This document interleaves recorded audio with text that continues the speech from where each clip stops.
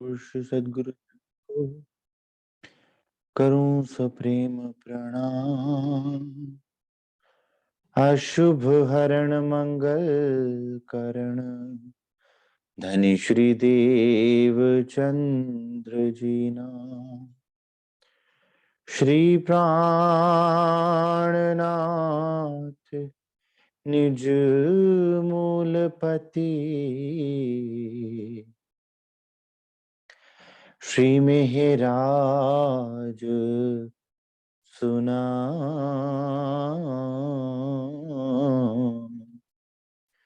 तेज कुमरी श्यामा युगल को पल पल करूं प्रणाम। पिया जी को पल पल करूं प्रणाम।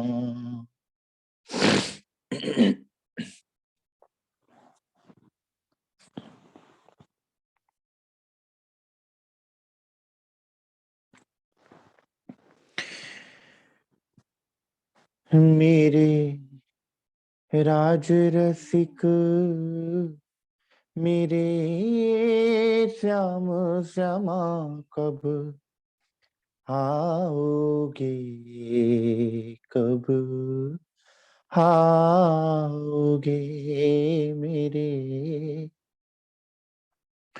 राज रसिक मेरे श्याम श्यामा कब आओगे, कब आओगे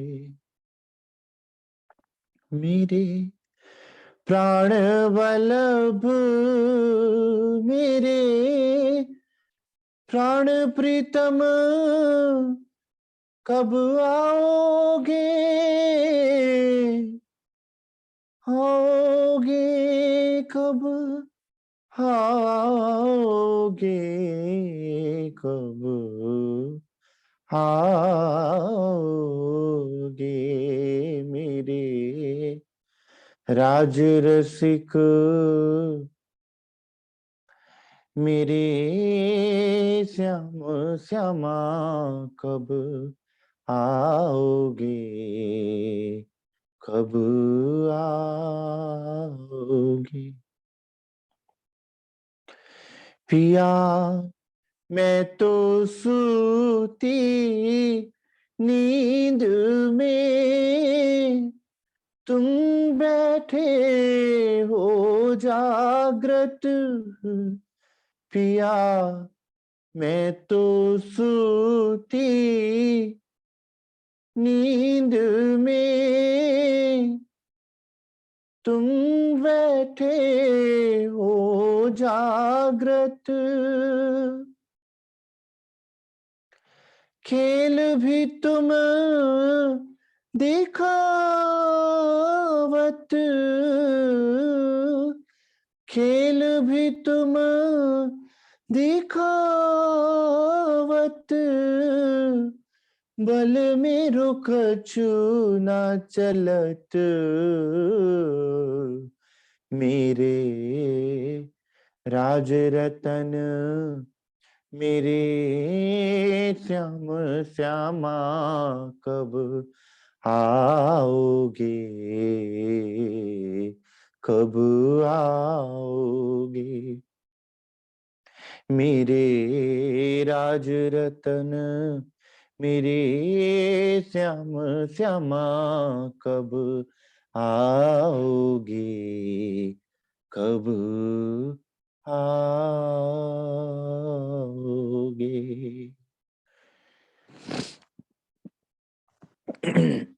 श्री सुंदर साथ जी, श्री सद्गुरु महाराज श्री राजी महाराज की अपार मेहर से हम सब सुंदर साथ श्री राजी महाराज के दिल के गुज्ज रहस्य श्री महाश्रृंगार ग्रंथ में डुबकी लगा रहे हैं और रज्जी महाराज भी हम सुंदर साथ को अपने दिल रूपी प्रेम के सागर में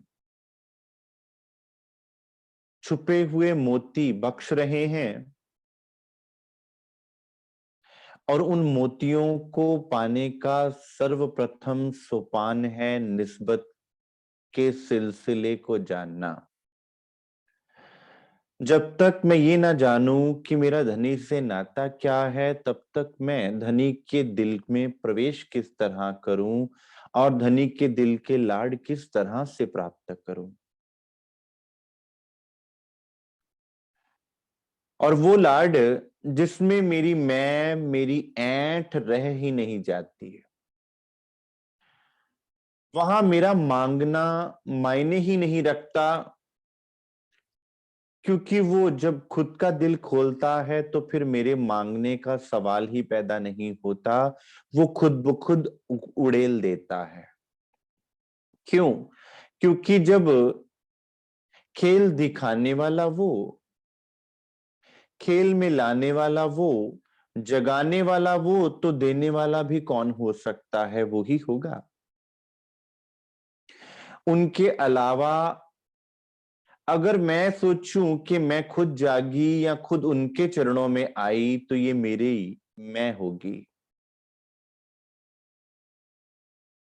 अब मुझे निस्बत की पहचान करवा के कि ए आत्माओं, मेरा तुमसे संबंध क्या है, जैसा सूर्य के साथ सूर्य की किरणों का, जैसा सागर के साथ सागर की लहरों का, जो अभिन्न है, जो कभी समाप्त ही नहीं हो सकता, जो कभी ना तो टूटा था और ना कभी वो टूट सकता है। हाँ, जिस प्रकार एक शीशे पर धूल जम जाने से कुछ पल के लिए उस शीशे में सूरत नजर नहीं आती, ठीक उस तरह से ये धुंधला गया था। पर तुम जैसे ही रूपने में आओगे, जैसे ही तुम हुक्म तले आओगे, वो संबंध फिर से नित नौतन हो जाएगा। तुम उस संबंध के द्वारा फिर उस आनंद को प्राप्त कर पाओगे, उन सुखों को प्राप्त कर पाओगे।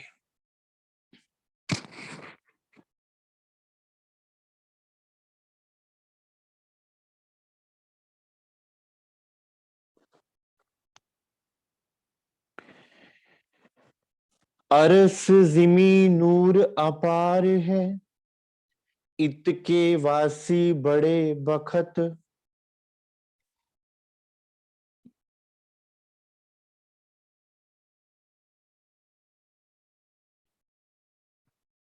महमत रूहे हक जात हैं, जाकी हक कदमों निस्बत। सुंदर सा जैसा परम धाम अपार है, अनंत है, कोई पारावार ही नहीं, वैसा ही श्री रज्जी महाराज का दिल, क्योंकि परम धाम क्या है, श्री रज्जी महाराज के ही दिल का स्वरूप है। और वैसा ही रूह का दिल भी ना तो धनी के दिल का पारावार है और ना ही आत्मा के दिल का पारावार है, लेकिन आज आत्मा खुद को भूली बैठी है। इसलिए इस शरीर के बंधन में वो ये सोचती है कि शायद मुझ पे मेहर होगी कि नहीं होगी, क्या पता मुझ पे वो न्यामते बरसेंगी जो न्यामते इंद्रावती जी, सुंदरबाई जी, रतनबाई जी, गुणवंती बाई जी के ऊपर बरसी, क्या मैं उन न्यामतों का अनुभव कर पाऊंगी?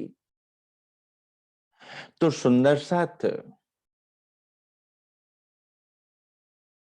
यहां प्रेम के विषय में एक बात कहती है वाणी कि सुंदर साथ प्रेम नकल से नहीं आता।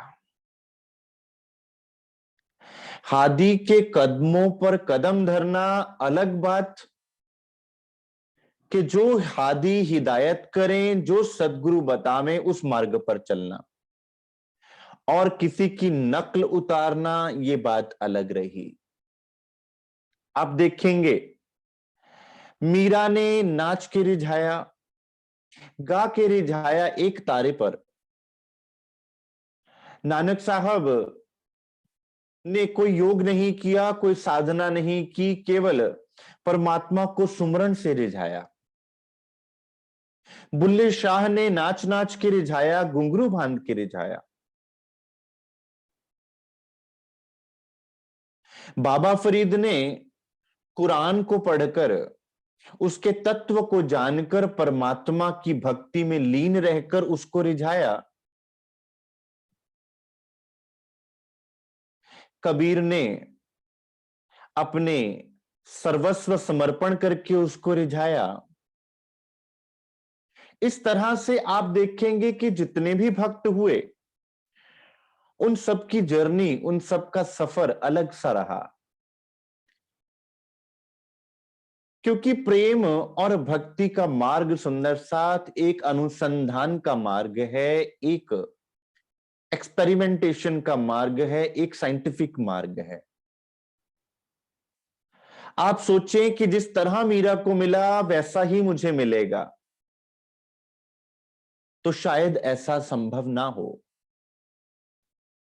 तुम मीरा के दर्द को ले सकते हो, लेकिन अगर तुम मीरा के भांति हाथ में एक तारा पकड़ के सोचो कि मुझे परमात्मा मिल जाएगा, मुझे भगवान कृष्ण रिझ जाएंगे, तो शायद ये संभव ना हो पाएगा। तुम बाबा फरीद की तरह हाथ में सुमरनी पकड़ लो और ये सोचो कि मुझे परमात्मा मिल जाएंगे, तो शायद ये ना हो पाएगा।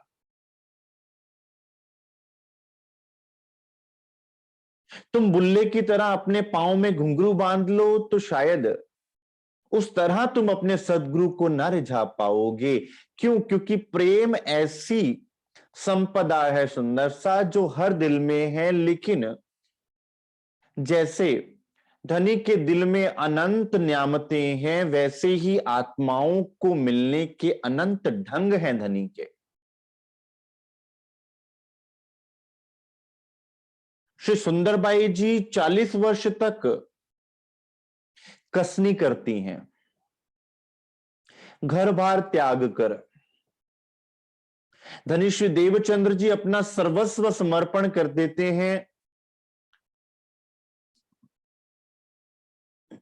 बाल्यकाल से घर से निकले हुए 40 वर्ष बीत जाते हैं, कभी कनफटे साधुओं के पास, कभी योगियों के पास, कभी सन्यासियों के पास, कभी हरिदास जी के पास, कभी कानजी भट्ट के पास भागवत सुनने में संलग्न रहते हैं।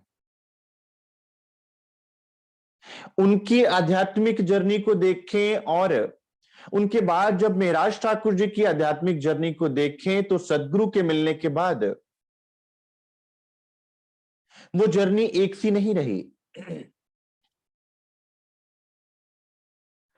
और अगर आज मैं सोचूं कि मैं भी धनी श्री देवचंद्र जी की तरह 40 वर्ष तक वही कार्य करूं जो धनी श्री देवचंद्र जी ने किए, तो मुझे वो मार्ग ना सुहाएगा। क्यों? क्योंकि मेरे हादी की जो हिदायत है, मुझे उस पर चलना है। और मेरे हादी ने मुझे क्या दिया? तारतम्य ज्ञान दिया। मेरे हादी ने, मेरे सदगुरु ने मुझे जो मार्ग दिखाया, मुझे उस पर चलना है। और वो मार्ग सुंदर साथ नित नौतन हुआ करता है, क्योंकि तुम खोजने किसको चले हो, तुम पाना किसको चाहते हो? उस आनंद के सागर को, प्रेम के सागर को, जो अनंत है, अविनाशी है, जिसके दिल में अनंतो राग हैं, जिसके दिल में अनंतो रंग हैं। और जहां वो बैठता है, वो वहां एक नया झरना फोड़ता है, वहां से नए प्रेम की धारा फूटती है। तो श्रीमुखवाणी सुंदर साथ हमारे लिए मार्गदर्शक रहेगी। सदगुरु महाराज जी का हुक्म हमारे लिए टॉर्च बेरिंग होगा, कि जैसे अंधेरे में प्रकाश के द्वारा हम रास्ते पर चलते जाते हैं, और सदगुरु के पीछे पीछे चलने का अर्थ यहां पर सुंदर साथ कि जो सदगुरु कहें, जो सदगुरु ने फरमाया, वो आपको करना है। हो सकता है कि जो सदगुरु कर रहे हो वो तुम्हें ना करना हो। एक बार की बात है, नानक साहब और मर्दाना जी, जैसा कि सब जानते हैं, श्री गुरु नानक साहब और मर्दाना और भाई बाला जी इकट्ठे रहा करते थे।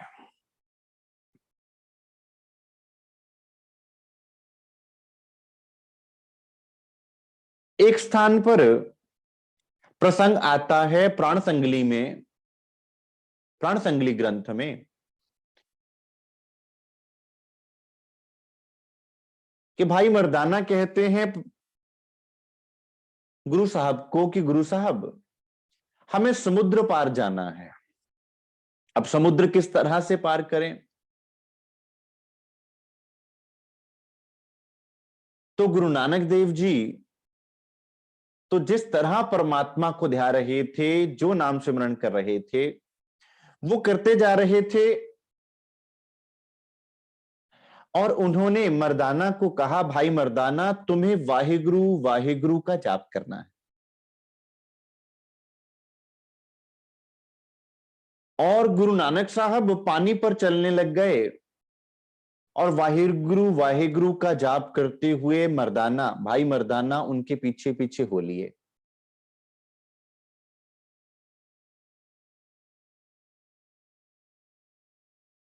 परंतु जब भाई मर्दाना ने देखा कि मैं तो वाहिगुरु वाहिगुरु जाप कर रहा हूं, लेकिन गुरु साहब तो किसी अन्य मंत्र का जाप कर रहे हैं, कोई अन्य जाप जप रहे हैं,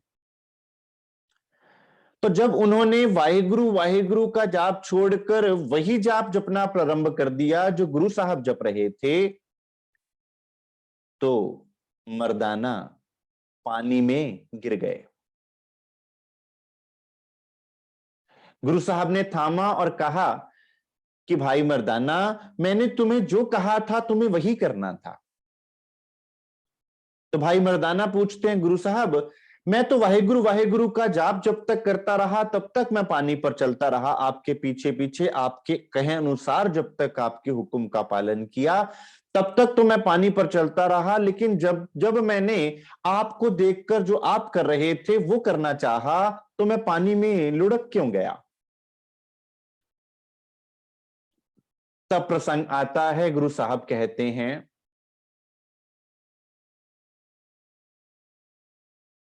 भाई मर्दाना, जो गुरु कहते हैं वो करना होता है, जो गुरु करते हैं वो नहीं करना।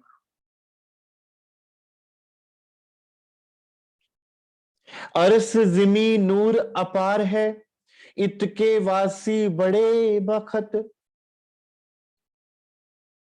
सुंदर साथ परम धाम अपार है, श्री राजी महाराज का दिल अपार है, और जिस दिल में वो परम धाम उतरेगा वो दिल भी अपार होना चाहिए। उस दिल का लक्षण ही ये है कि वो दिल खुला हो गया, उस दिल में कोई बंधन ही नहीं रहा, उस दिल को बांधने वाला कोई नहीं रहा, उस दिल में किसी के लिए कोई नफरत, उस दिल में किसी के लिए कोई विकार नहीं बचा, क्योंकि वो दिल अक्षरातीत का दिल हो गया।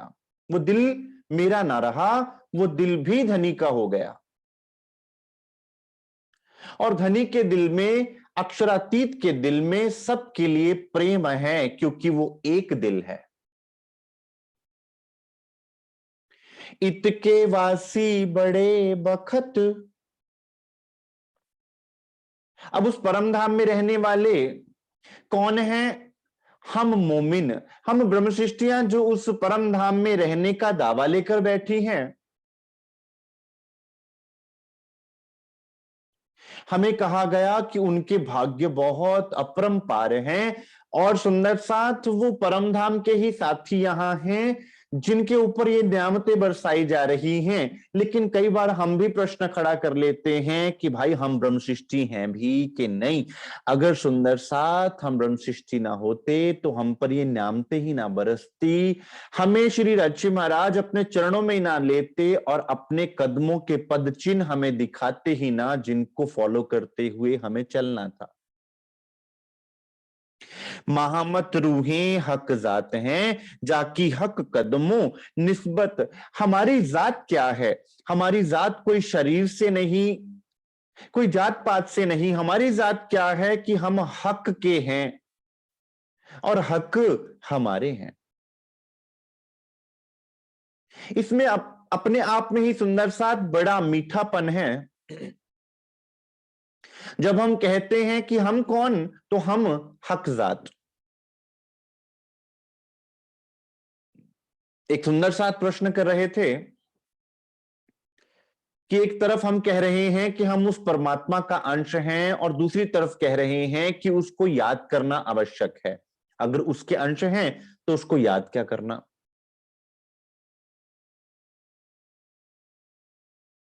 एक पत्ता एक टहनी वृक्ष से जुड़ी रहती है, वो वृक्ष का अंश है, उसको वृक्ष से पोषण मिलता है।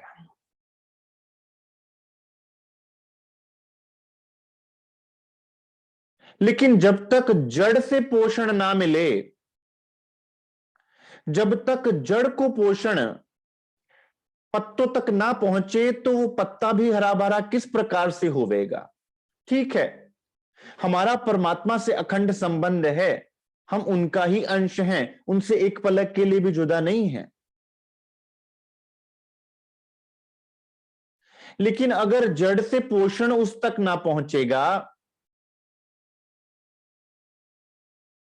तो वो किस प्रकार से हरा भरा हो पाएगा वो पत्ता।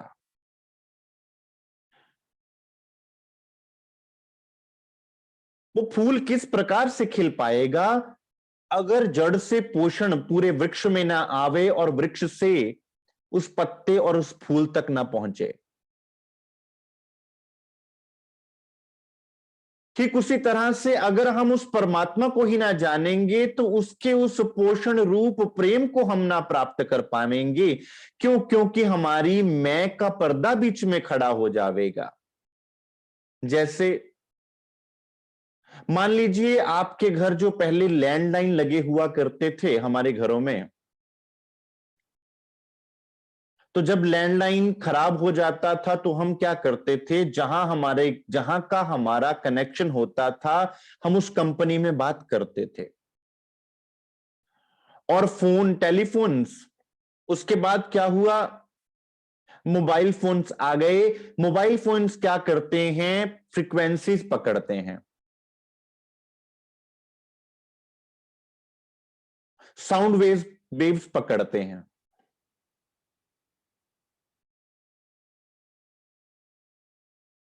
अगर मान लीजिए आपका मोबाइल खराब हो, वो साउंड वेव्स पकड़ ही ना पाए, तो चाहे अगला व्यक्ति आपको कितना भी कॉल क्यों ना करता रहे, आपका मोबाइल उन साउंड वेव्स को पकड़ ही ना पाएगा। आप क्या कहेंगे, भाई मेरे मोबाइल में तो सिम भी है, उसमें पैसे भी भरपूर हैं, मेरा मोबाइल भी बहुत अच्छी क्वालिटी का है भी कंपनी का, लेकिन फिर भी कॉल नहीं आ रहा, फिर भी बात नहीं हो पा रही।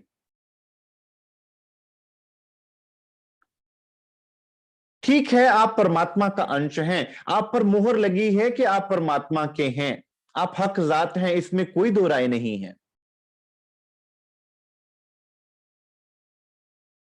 लेकिन जब तक वो फ्रिक्वेंसी ना आपको समझ में आवेगी, वो फ्रिक्वेंसी क्या है सुंदर साथ, आपकी निस्बत। जब तक आप अपने संबंध को ना पहचानोगे, क्योंकि संबंध को पहचानने से आपकी मैं का बंधन टूट जाएगा, जो मैं का पर्दा है वो उतर कर गिर जाएगा, क्योंकि शरीर भाव छूट जाएगा। उसके बाद फिर आप उन साउंड वेव्स को पकड़ पाओगे जो ध्वनि की तरफ से आ रहे हैं, वो न्यामतें ले पाओगे, यहां पर बैठे बैठे आप उन न्यामतों को ले पाओगे। इसलिए हमें उसको ध्याना, उसको याद करना, उसका सिमरण करना, उसको प्रेम करना, उसकी चितवन में डूबना आवश्यक है। अन्यथा सुंदर साथ परमात्मा को कोई लालच नहीं है कि वो नहीं चाहता कि हम उसकी भक्ति करें। परमात्मा की भक्ति करने के लिए सुंदर साथ अक्षर ब्रह्म, आदि नारायण, पांचों फरिश्ते, 33 कोट, सब उसकी भक्ति में संलग्न है। अगर उसे भक्ति ही करवानी होती तो वो इन सब से करवा सकते थे। वो नहीं चाहते कि हम उनकी भक्ति करें, वो केवल ये चाहते हैं कि हम उनके प्रेम की वाइब्रेशंस को, उनके प्रेम की उन वेव्स को पकड़कर अपने कल्याण करके उस प्रेम में रंग जावें। हो मेरी वासना तुम चलो अगम के पार, अगम पार अपार पार जहां है तेरा करार। सुंदर सा धनी आपको करार देना चाहते हैं, क्योंकि प्रेमी वो होता है जो अपने प्रेमास्पद की प्रसन्नता पर खुद को वार देता है। वो ये कभी ना चाहेगा कि उसका प्रेमास्पद उसके रहते अप्रसन्न हो, चाहे उसको अपना शीश क्यों ना कटवाना पड़े। वो अपना सब कुछ वार कर अपने प्रेमास्पद की प्रसन्नता लेकर आएगा।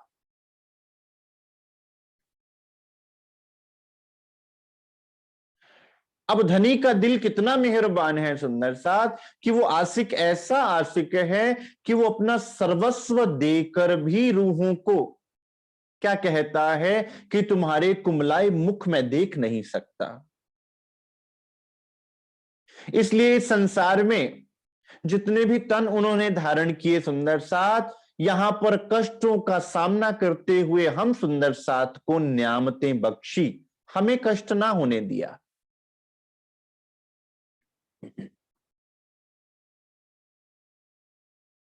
अगर भक्ति ही करवानी होती तो एक क्रूर शासक की भांति एक फुरमान दे दिया जाता कि भक्ति करो। लेकिन उन्होंने क्या कहा, ले आओ प्यार करो दीदार, पूर चलाऊं प्रेम के जो याही में छाक छकाए। कि हे सुंदर सा, तुमको प्रेम में डुबोने के लिए, तुमको सुख, तुमको इश्क उपजावने, करो सो अब उपाय, पूर चलाऊं प्रेम को जो याही में छाक छकाए। तुम्हारे लिए यहां परमात्मा को समझने में हम सब ने गलती कर दी, मानव मात्र ने गलती कर दी। मानव ने यह सोच लिया कि परमात्मा हो ना हो कोई ऐसा क्रूर शासक की भांति है जो हमसे डंडे के जोर पे भक्ति करवाना चाहता है। ना, परमात्मा प्रेम का स्वरूप है। वो तुम्हें देना जानता है, वो चाहता नहीं कि तुम उसे कुछ दो। वो ना तुम्हारे प्रसाद, भोग प्रसाद से प्रसन्न होगा। वो ना चाहता है कि तुम उसे वस्त्राभूषण अर्पित करो। वो तो ये चाहता है कि तुम अपने प्रेम में मगन हो जाओ, और वो प्रसन्नता जो परम धाम में तुम्हारे मुखारविंद पर नजर आती है, इस संसार में भी तुम उसी आनंद मंगल में रहो। ये है प्रेम।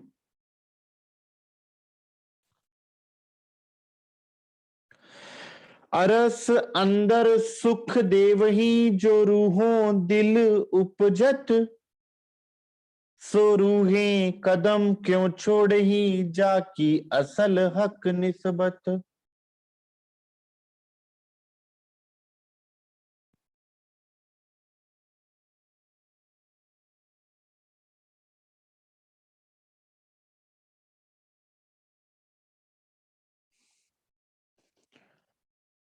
अरस अंदर सुख देवही। सुंदर साथ श्री रच महाराज रंग महल में भी आपको वही सुख देते हैं जो आपके दिल में उपजते हैं, आपके मन चाहे, आपके दिल चाहे। और यहां पर भी आपके दिल चाहे सुख आपको बख्शे हैं सुंदर साथ, फिर भी धनी ये कहते हैं रूहो, तुम मुझसे वो मत मांगना जिसमें तुम फंस जाओ।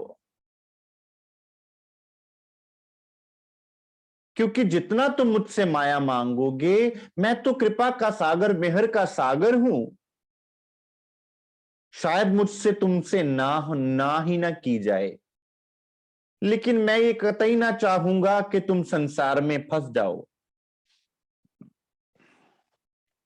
अरस अंदर सुख दे वहीं जो रूहों दिल उपजत।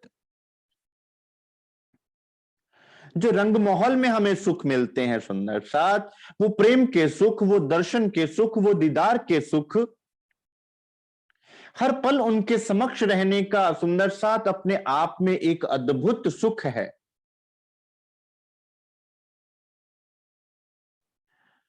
और किसके समक्ष होना? प्रेम के सागर के समक्ष होना, आनंद के सागर के समक्ष होना, मिहर के सागर के समक्ष होना सुंदर साथ। इसका अर्थात कि सागर में डूबना। किसी ब्रह्म कुमारी को मानने वाले किसी व्यक्ति से मेरी बात चल रही थी,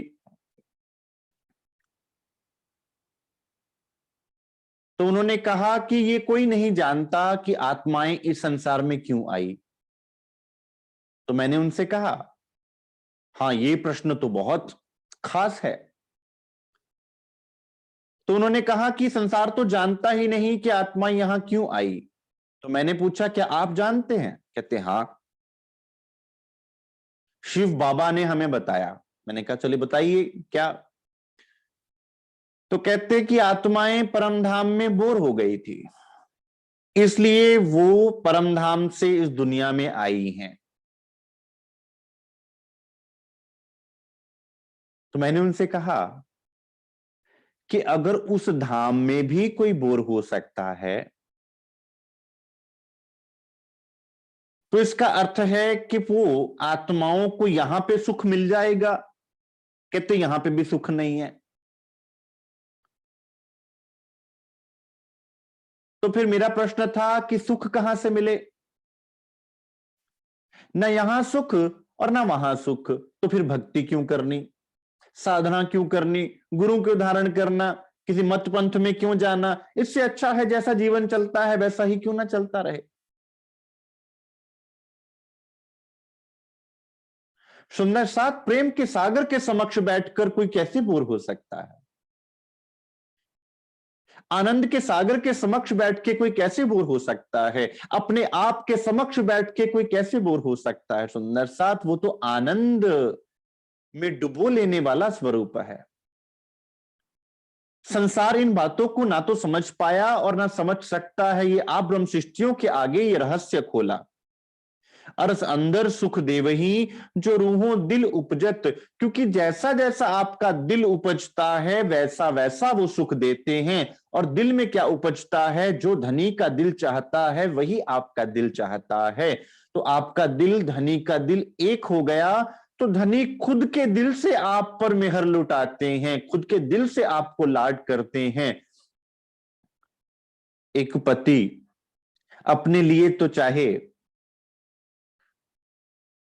सालों वर्षों बाद कोई कपड़ा खरीदता है, लेकिन अपनी पत्नी के लिए, अपने बच्चों के लिए हर साल नए नए कपड़े खरीद के लेके आता है।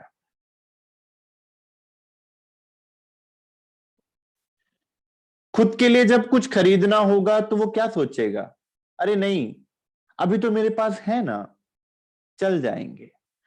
जब संसार का एक पति इतना प्रेम कर सकता है, तो वो अक्षरातीत जो प्रेम का सागर है, वो दिल से कितना प्रेम लुटा सकता है सुंदर साथ, ये हम सोच भी नहीं सकते। इसलिए तुम्हारे दिल में उपजाना भी किसका काम है? वो खुद उपजाते हैं कि आज जमुना जी में जाना है, तो जमुना जी के जो सुख है सुंदर साथ, वो तुम्हें वो देना चाहता है, क्योंकि श्री जमुना जी भी धनी के प्रेम का ही घनीभूत द्रवीभूत स्वरूप है। वो चाहता है कि तुम उस जमुना जी में डुबकी लगाओ, और जब तुम डुबकी लगाओगे तब तुम जान पाओगे धनी के प्रेम की गहराई किस प्रकार की है।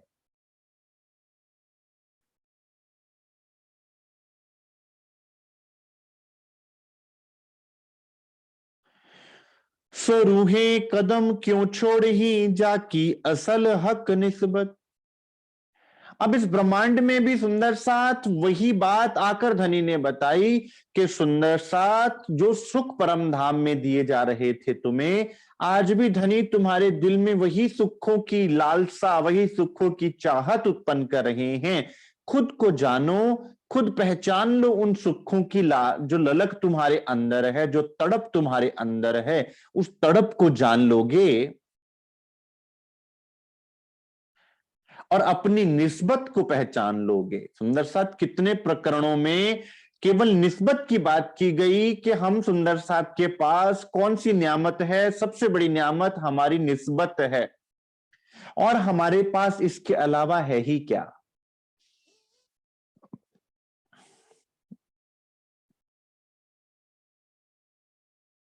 रूहें 12,000 बैठाए के, एक हक हासी को खिलावत, सो रूहें कदम क्यों छोड़ही, जाकी असल हक निस्बत।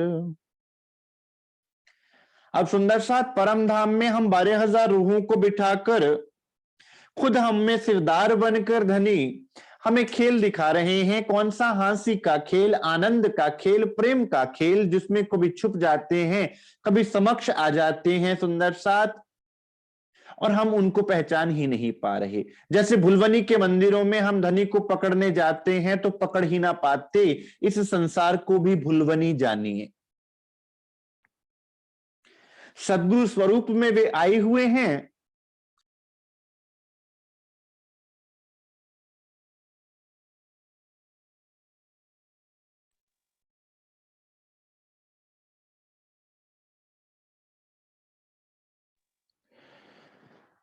ठीक भुलवनी की तरह इस संसार में सदगुरु स्वरूप में श्री राची महाराज पधारे और हम उनको पहचान ना पाए।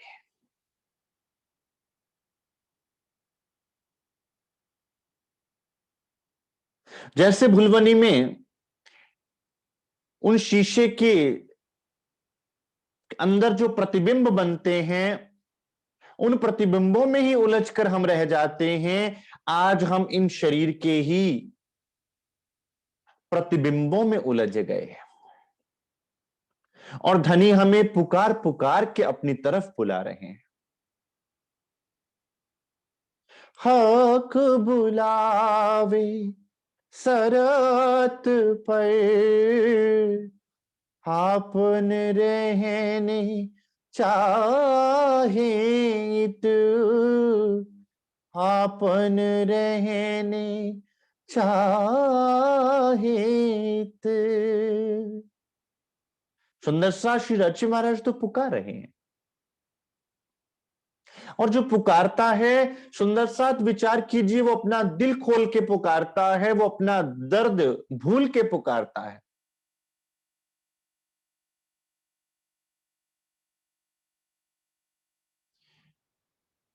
एक मां जिसका बच्चा खो जाता है, जब वो उसे पुकारा करती है तो उस पुकार में भी उसका दर्द होता है कि वो तड़प रही है। और कई बार हम सुंदर साथ क्या कहते हैं, नामधनी खुद तो बड़े आराम से परम धाम में विराजमान है और हमें दुखों के खेल में भेजा हुआ है। फिर तुमने उस पुकार को क्या सुना, क्या समझा?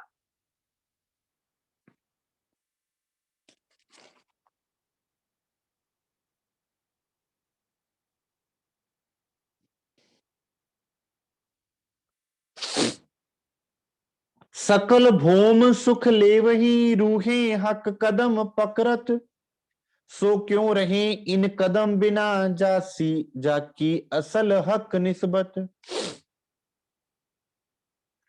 अब सुंदर साथ आपको दसों भोम के सुख मिलने हैं, आपको रंग महल के सुख मिलने हैं, आपको धनी के दिल के सब सुख मिलने हैं, लेकिन उनके चरणों के द्वारा।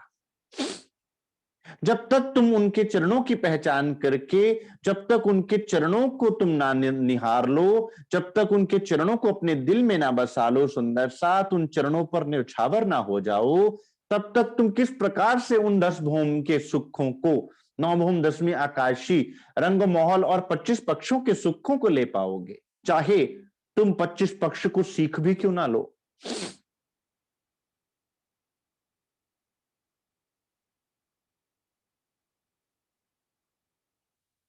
और वो सब कुछ होगा निस्बत के सिलसिले से।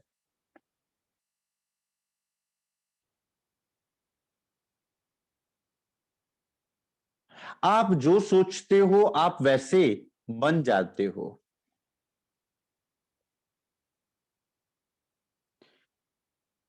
जिसको ध्याओगे वैसे बन जाओगे, जो मता सो गता। और जब मैं विचार ही ये लेके चलूं कि मैं शरीर हूं, मैं देव हूं, तो फिर at the end of the day जब मैं आंख बंद करके बैठूंगा तो मैं देव ही रहूंगा। जब मैंने अपने आत्म स्वरूप खुद को माना ही ना, जाना ही ना, तो फिर चितवनी में भी मैं आत्म स्वरूप किस प्रकार हो पाऊंगा।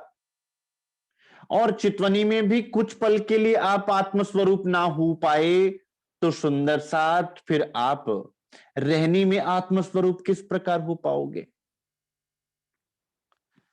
जब आप चरणों को निहारते हो तो आप खुद को भूल जाते हो, फिर आप आशिक इन चरण की, आशिक की रूह चरण, वो चरण कमल आपका स्वरूप हो जाते हैं सुंदर साथ, और आप चरण कमलों का स्वरूप हो जाते हैं। ये है हमारा संबंध। और उस संबंध के लिए आपको किसी बिचौलिए की आवश्यकता नहीं है सुंदर साथ। आपके सदगुरु महाराज जी आपको उन चरणों से मुखातिब कर देंगे। और वो चरण कहां हैं? श्री सदगुरु महाराज जी के हृदय में ही तो वो चरण कमल है। उसके बाद ना तो आपको पूछने की जरूरत पड़ेगी और ना समझने की जरूरत पड़ेगी। आई नजीक जागनी, पीछे तो उठ बैठत, हांसी होसी भूली पर जाकी असल हक निस्बत। आई नजीक जागनी, सुंदर साथ अब तो जागने का समय नजदीक आ गया।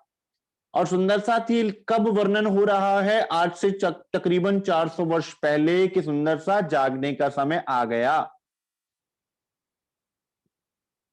और हम सुंदर साथ तो बहुत लेट हो गए सुंदर साथ। जिस प्रकार स्कूल का समय होता है 9 बजे, और हम सुंदर साथ तो रात के 9 बजाकर बैठे हुए हैं।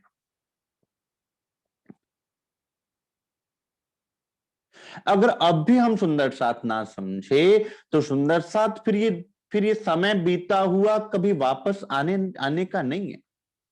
और ये जो हम आपस में बैठ के सहूर कर रहे हैं ना, ये सहूर भी इसीलिए कि हमारे दिल में ये भाव आवे कि सुंदर साथ समय नष्ट नहीं करना है, चाहे कुछ भी हो जाए। वो समय जो हम संसार की बातों में लगावें, वो समय जो हम इधर उधर की वार्तालाप में लगावें, वो समय कई बार देखता हूं सुंदर साथ, हम मंदिर में भी जावे तो मंदिर में जाके भी हम एक दूसरे से बात क्या करेंगे? एक दूसरे की बातें, उसने ये किया, इसने वो किया। हम क्यों? हमें क्या लेना देना?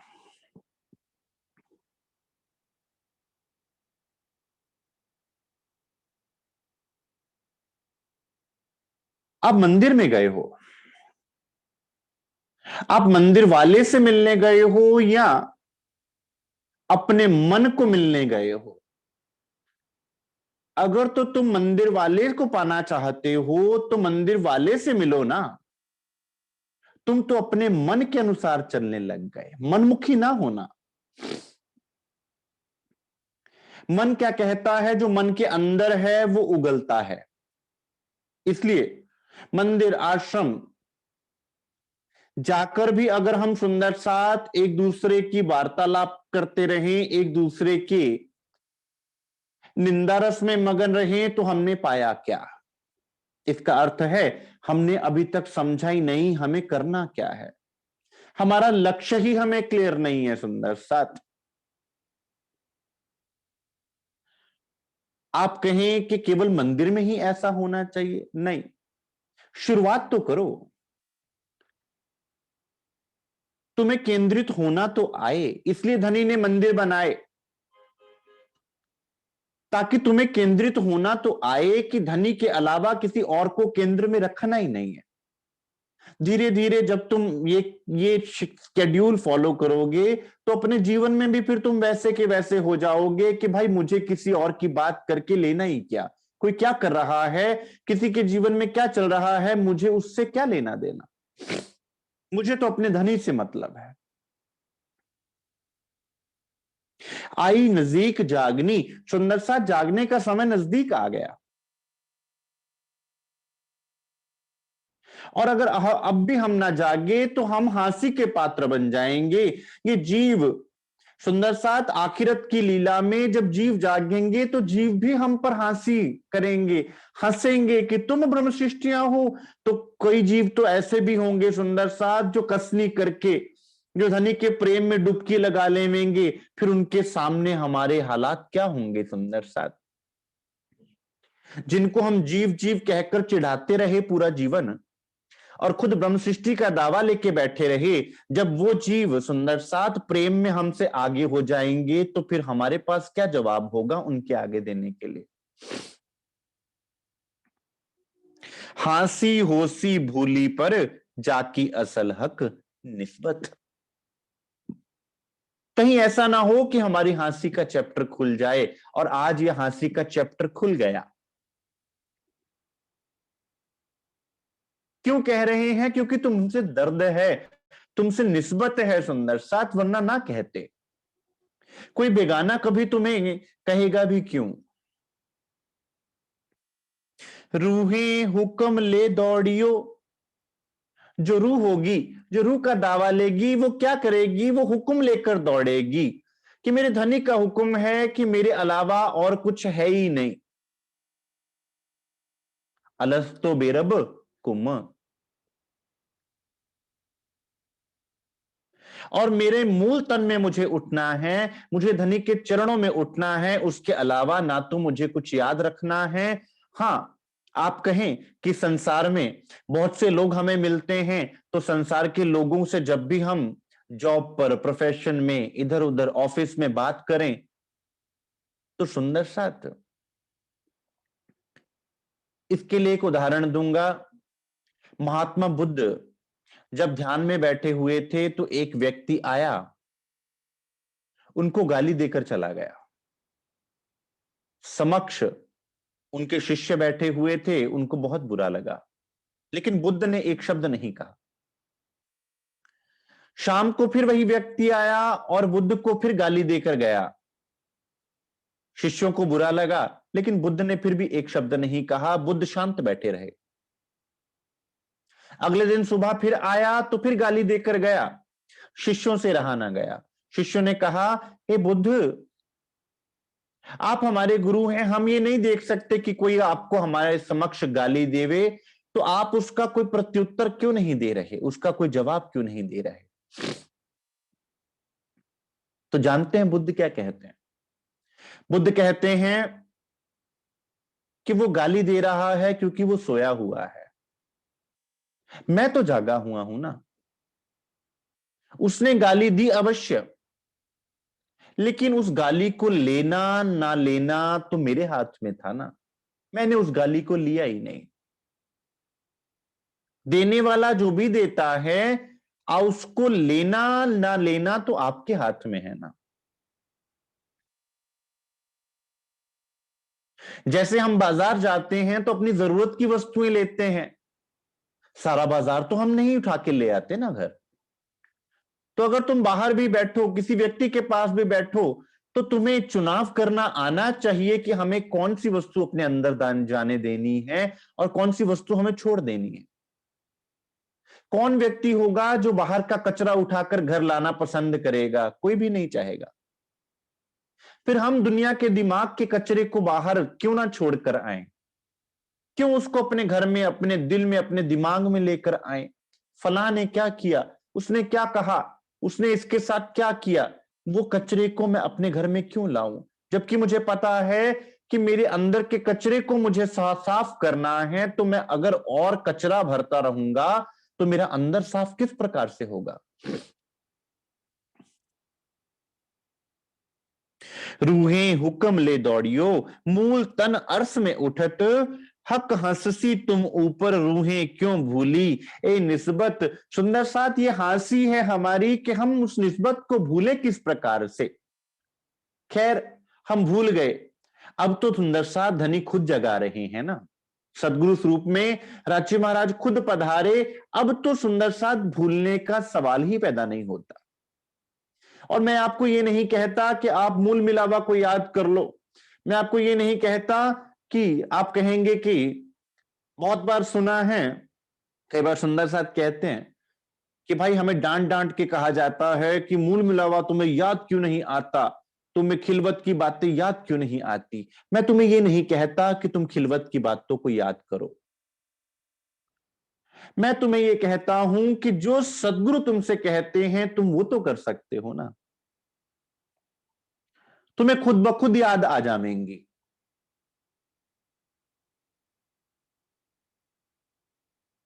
खिलवत वाले को जब तुम रिझा लोगे तो वो खिलवत की भूली बातें भी तुम्हें याद करवा देगा।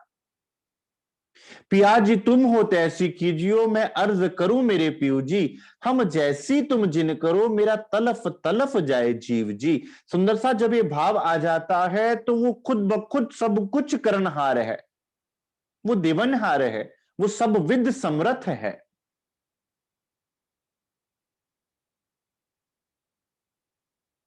तुम चिंता में मत डूबो, चिंतन में डूबो।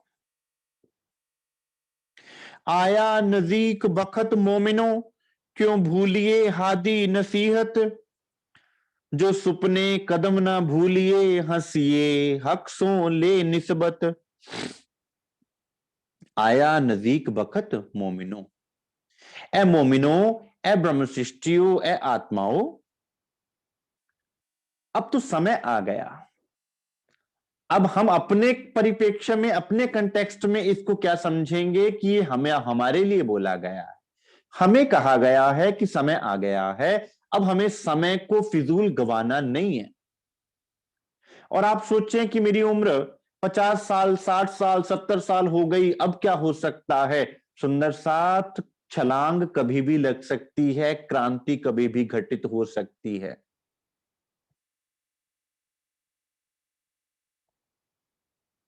As is just a number, और ये बात हर जगह पर लागू होती है। Age is just a number किसके लिए, आप कितनी भी उम्र क्यों ना हो गई हो आपकी, आप ये सोचें कि ये शुरुआत करना अब मेरे लिए संभव नहीं क्योंकि मैं तो बूढ़ा हो गया हूं या बूढ़ी हो गई हूं। ये तो केवल एक खुद को दिलासा देने वाली बात है, भागने की बात है। और हम सोचे कि हमारे बच्चे अभी बहुत छोटे हैं इसलिए वो ना समझ पाएंगे, ये समाज को उस सुख से दूर करने की हमारी साजिश है। तो दोनों ही कंटेक्स्ट में ये बात लागू नहीं होती। जब जागो तभी सवेरा, और ये वाणी सबके लिए है सुंदर साथ। ये आनंद के भागीदार सभी हैं, चाहे बच्चे हों, बूढ़े हों, नर नारी बूढ़ा बालक, जिन इल्म लिया मेरा बूझ, तिन साहिब कर पूजिया यही अर्श का गुज। जिस नर ने, नारी ने, बूढ़े ने, बालक ने मुझे पहचाना, मेरे इल्म को पहचान लिया, उसने मुझे साहिब समझ लिया।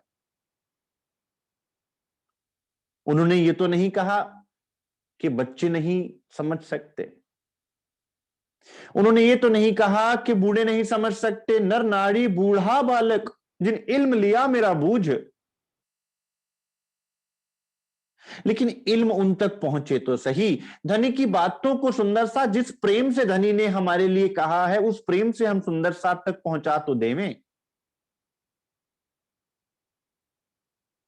कि रच्ची महाराज तुमसे प्रेम कितना करते हैं।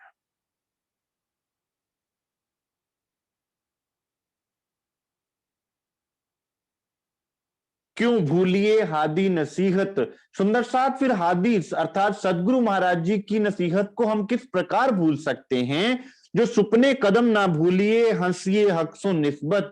अगर आप सदगुरु के बताए हुए मार्ग पर चलोगे और उनकी नसीहत को एक पल के लिए भी ना छोड़ोगे, तो सुंदर साथ फिर इस स्वप्न में भी, इस ब्रह्मांड में भी राज्य आपके उतने ही नजदीक रहेंगे जितने परम धाम में हैं।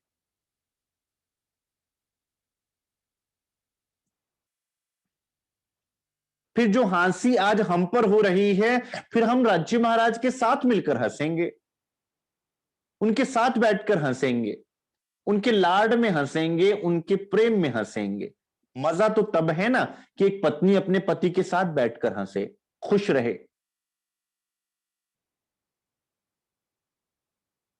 उसको खुश देखकर खुश हो, उसकी खुशी में खुश हो।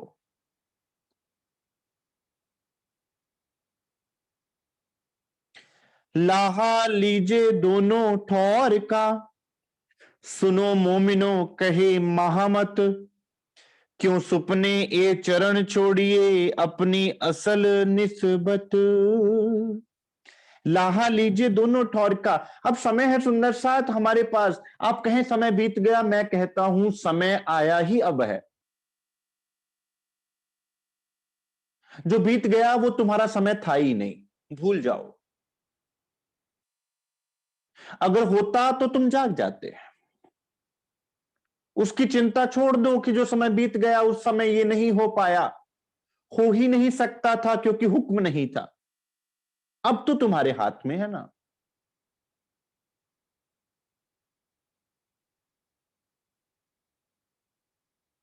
आने वाले समय में क्या होना है ये हम जानते नहीं, लेकिन आज का जो ये समय है वो आपके लिए सुंदर साथ कितना सुंदर अवसर मिला हुआ है।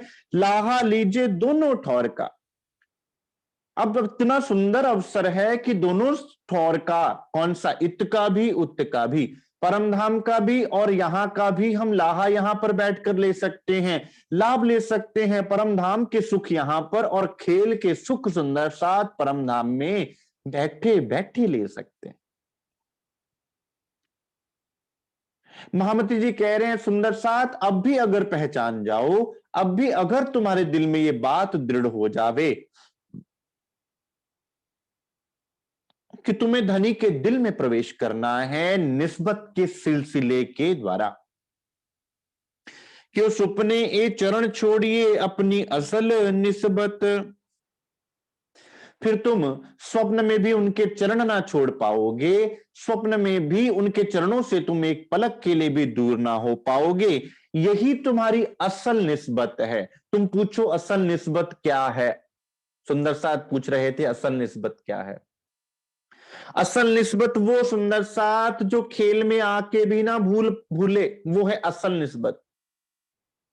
परमधाम की निस्बत तो कभी टूट ही नहीं सकती, लेकिन असल निस्बत कौन सी सुंदर साथ? जो नींद में भी न छूटे।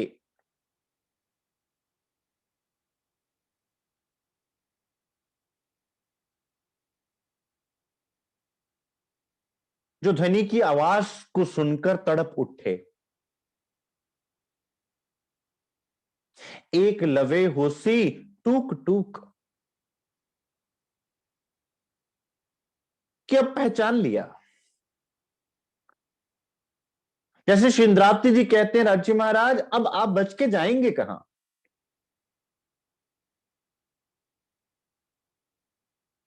इंद्रावती सो अंतर का की दो, मुने दी दो इन जवाब। मुझे जवाब दीजिए, आप मुझसे चुप कर क्यों बैठे रहे?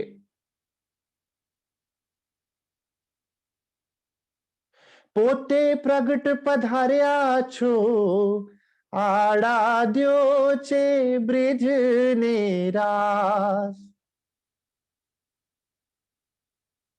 इंद्रावती सो अंतर का कीधो। अब आप मुझसे नहीं बच सकते। अब मैंने आपको पहचान लिया। क्यों?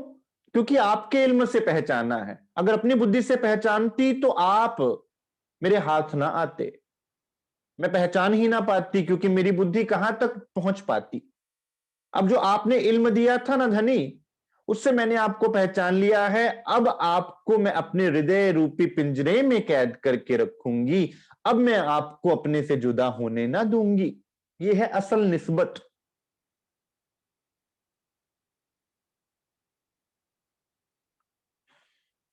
तो सुंदर साथ अपन के पास इतना सुंदर अवसर ये मिला हुआ है, इस अवसर को हम कैसे गवा सकते हैं? ये किस तरह से इतना बड़ा रिस्क हम उठा सकते हैं कि आज के समय को हम नष्ट कर दें? ये तो हमारे लिए सुंदर साथ सबसे बड़ा रिस्क है जो हम उठा के बैठे हुए हैं।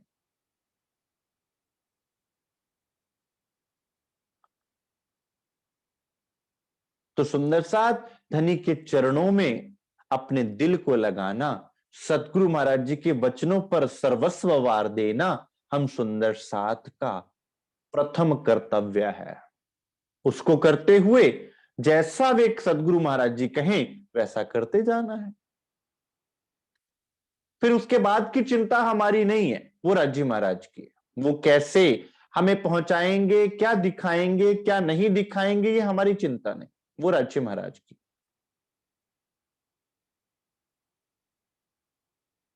तो आज के लिए सुंदरता जी इतना स्वीकार कीजिए। किसी सुंदर सा आपको कोई प्रश्न पूछना हो, कोई जिज्ञासा हो या कुछ कहना चाहें अवश्य कहें।